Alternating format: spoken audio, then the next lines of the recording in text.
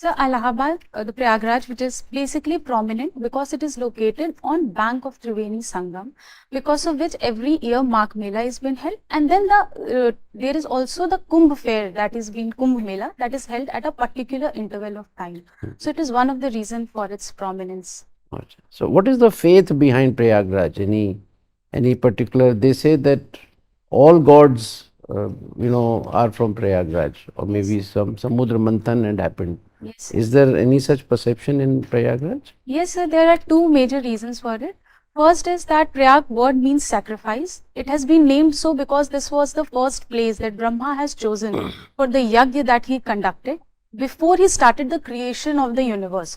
So one significance is this. Second significance is it is considered that while Vishnu was transporting elixir in Kumbh, that is a pot, few drops fell in Triveni Sangam, which basically highlights its significance.